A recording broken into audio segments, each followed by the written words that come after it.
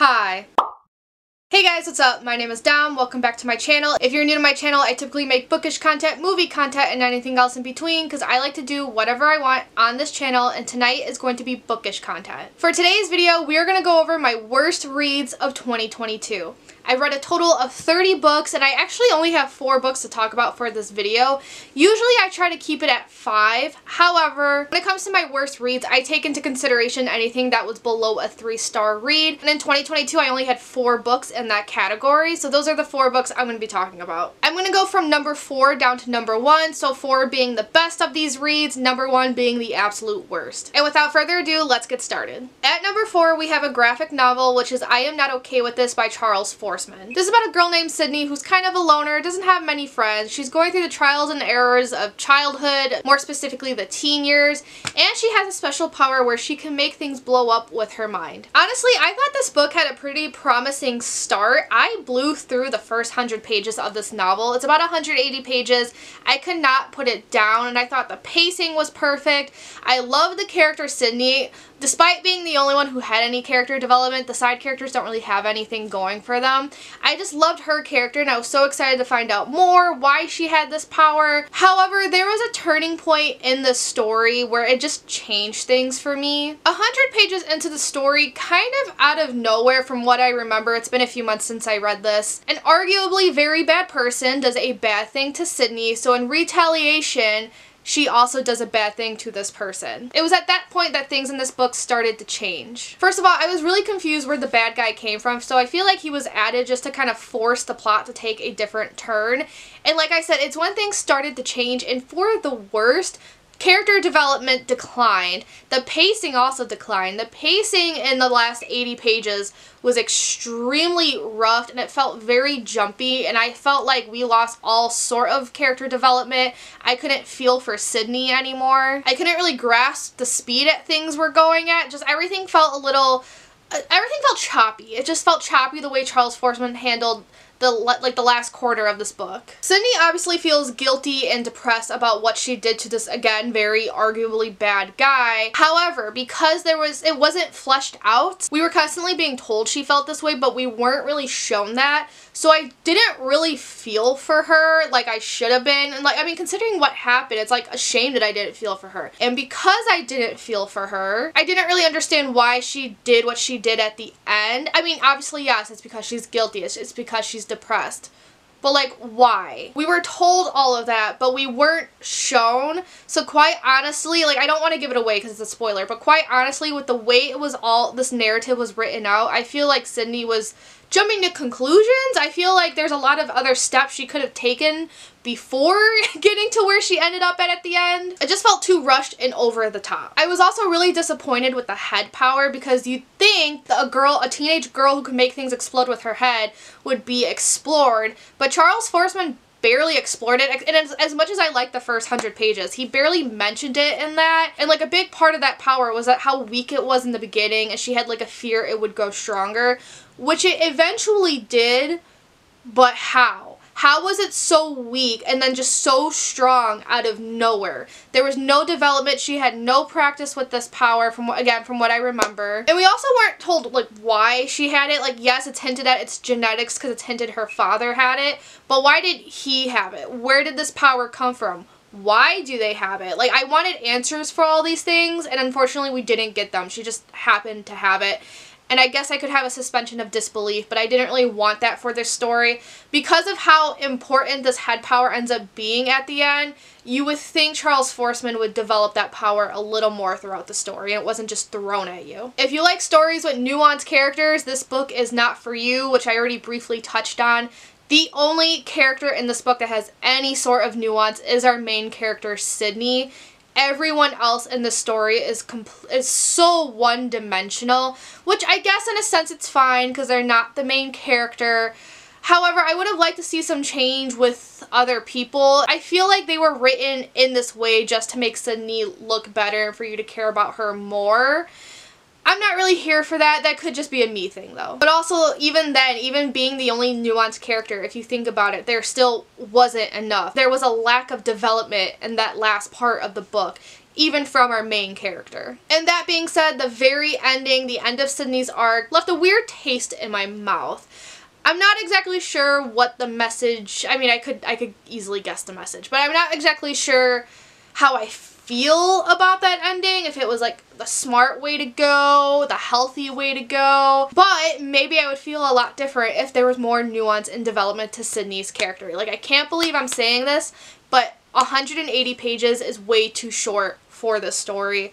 I feel like it does need to be longer in order for Charles Forsman to put in more development for our characters and just to get us to care more. That's why it's one of the worst reads of the year. One, it just left me with more questions than answers, especially when it comes to the power. But also, it's supposed to be a sad book. Charles Forsman very obviously wants you to feel for Sydney, which I did that first 100 pages. It just suddenly falls flat in that last part of the book, and it just left me sorely disappointed. It always sucks when you start off loving a book because it starts off so strong and then it just falls off the deep end, which is why this is one of the worst books I read in 2022. Number 3 on this list, we have Where Angels Fear to Tread by E.M. Forster. This is about a widow who goes to Italy to get over her husband's death. However, she meets a man there, marries him, and her ex-in-laws, I guess you could say, are not pleased. This is a really weird book because it's like I didn't like this book, but I don't really have valid reasons as to why. Like, for example, every single character in this book is unlikable, but I didn't hate that because I don't mind when there's unlikable characters as long as they're well written.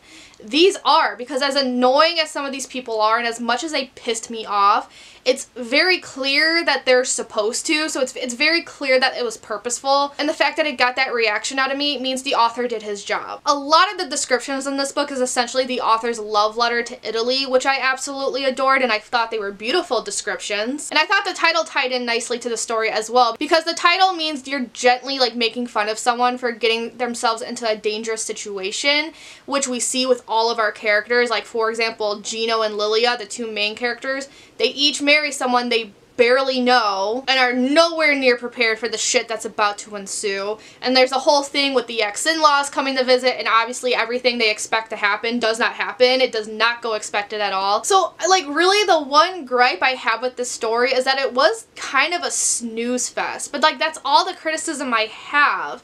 Like, you can have, like, a gorgeous written book, but if it's boring, then, like, it's not a good book to me. I can appreciate how well written it is, like this, but like I still want to be entertained at the same time. It could also just be like the weird pacing. This book was really exciting when there was a lot of drama going on, especially near the end when it was like Gino versus the brother-in-law, Phil I think his name was. That was fun. I love drama. But then the parts of the book where it wasn't dramatic, it was just slow. The non-drama parts were very boring, and I guess you could argue like, okay, maybe it's slow because exactly, it's not dramatic. You have to save that fast-paced shit for the drama. But it was not fun to read, and it made the pacing feel clunky to me. So I don't really know. Maybe it could also just be the fact the writing style is not for me. It's like, I feel bad for putting this in my worst series. Like, one, because this was a gift, but two, because, like, what exactly are my gripes? So I think I'm just gonna leave it at that and just chalk it up to the fact the writing style was not for me, because that's the only way I could describe why. So in 2022, I actually read 2 books by Charles Forsman, and unfortunately the second book is also on this list as number 2, and that is The End of the Fucking World. This is about a 17-year-old boy who is a psychopath, and he runs away from home with his girlfriend who's absolutely obsessed with him. This also became a Netflix show, which I absolutely adored. I love the Netflix adaptation of this, which is why I read this book. So I saw the TV show first and then read this, hoping it would be even better because, you know, the saying goes, the book is always better than the movie TV show adaptation. However, this is one of the rare instances where the TV show is actually a lot better than the book. My one big gripe with this story is kind of the same thing I had going on with I Am Not Okay With This. The lack of nuance with our characters and the lack of character development. Except, unlike I Am Not Okay With This, where the main character has some sort of development, both main characters in this story are incredibly one-dimensional. The TV show actually adds a ton of nuance to what's their face? James and something. James and Allison, maybe? I don't know. James and the girlfriend. In the book, James' entire personality is just being a psychopath who's in love with his girlfriend. Alyssa, that's her name. Alyssa's entire personality is being in love with James.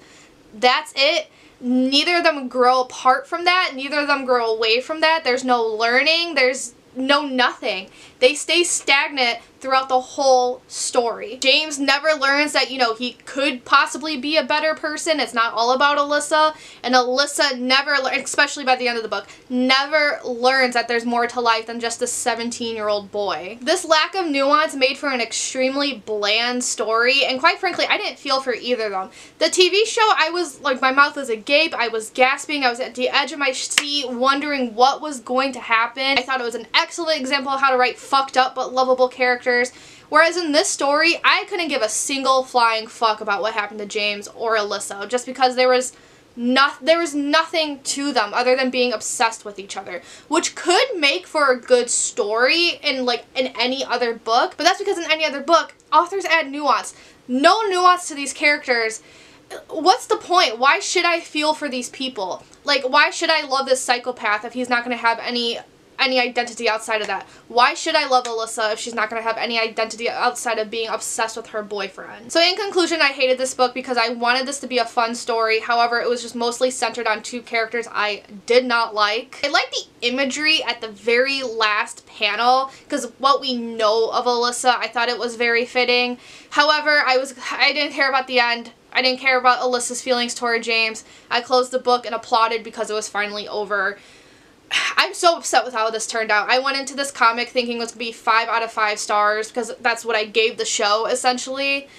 But it was a 2 out of 5 star read. I highly recommend the show, though. The show is great. I'm amazed the show became what it was given the source material. And the last book on this list, meaning the worst book I read in 2022 at 2 out of 5 stars, is Crank by Ellen Hopkins. This is about a teenage girl who gets addicted to a drug called crank. From context clues, we can infer that it's based on meth. This book is told in free verse poetry, which is one of the reasons I didn't like it, because it's told in a free verse that I don't really jive with. A lot of poetry is either hit or miss for me, especially free verse, because like there's the way poetry flows, there's the way that prose flows. And in this book, I feel like this could have just been a prose novel. It doesn't read like poetry at all, which I know is such an arbitrary critique, but it's just the feeling I got. I went into this hoping I was going to read some profound poetry. Instead, I got like a weirdly juvenile written novel. Also, I truly felt like the most of this book was just not needed. This book is over 600 pages long. No, it's not. It's over 500 pages long. However, it could easily be like 200. This book was too long. Like, another gripe I had with it, most of the poems were extremely repetitive and were just saying the same thing over and over again. She was really hitting us upside the head with the fact that crank is bad. Crank is like meth. We don't do meth. It's one of the most dangerous drugs. But I'm going to keep telling you that. And not even using figurative language. I'm just going to be explicit and say crank is bad. Crank is the bane of my existence. But like, why? Why is it bad for you? Why did it fuck you up? You don't need to keep telling us in the same poem over and over again that crank is bad when you could just show us. You could show us that her life is falling apart, which, like, by the end of the novel, like, granted she did, but like, there could have been a way where you showed us in a more condensed, concise, what have you manner, so the book could have been like 200 pages and not over 500 of the same jargon over and over again. And did anyone have any sort of character development? The main character kind of did, but she had the same amount of development that Sydney does, and I am not okay with this. She has development in the sense where, like, yeah, she started out as a goody two-shoes, and then her life was just kind of in fucking shambles by the end of the book. But she also felt the same in the sense whereas, like, page 200, she didn't want help because she was fine, and then she would just go like through other trial and errors, and then by the end of the book, like, she was the same person as she was on page 200. This is I'm trying to explain what I mean by this, but like, it's hard because I don't want to spoil anything. Also because I know this is the first of a trilogy, so I'm sure she's just leaving room for the other 2 books. But I don't know, I don't get it. Like, why is it a trilogy? You could have ended it with this book, because this book alone was already too long. I cannot imagine reading 2 other books in this universe. Due to all these issues, I got very annoyed to the point I was kind of getting angry because of how much better it could have been. This book has such an important message for teens, like, hey, don't do drugs. Drugs are bad. But I couldn't help but roll my eyes. This book belongs on that, you know, that subreddit, like r/I'm14 and this is deep. Granted, that's like the target audience. I feel like at 14, maybe I would have ate this book up because this was the type of shit I was reading. However, even like at 14, similar shit I was reading, even just like remembering it and rereading some of those books now, it was a lot better than whatever this was. So maybe I would have liked it at 13, 14, but as an adult this was infuriating to read. So maybe not only am I not in the target audience for this book, but maybe it's also just not good writing. And that is why it is the worst book I read in 2022. And there you have it. Those are the worst books I read in 2022. I got a little angry there. I get very passionate about books I hate. I don't know why I can't get happy about books I love, because I like struggled to make the best books of 2022 video, but in this one I went all in. I barely had to read my script. I knew what I wanted to say. It's just cathartic ranting about books I hate and then like never having to think about them again. Let me know down below what your worst read of 2022 was. If you like this video, give it a big thumbs up, comment, subscribe. Y'all know the drill. Without further ado, I'm gonna peace out and I'll see you guys later. Ciao a tutti.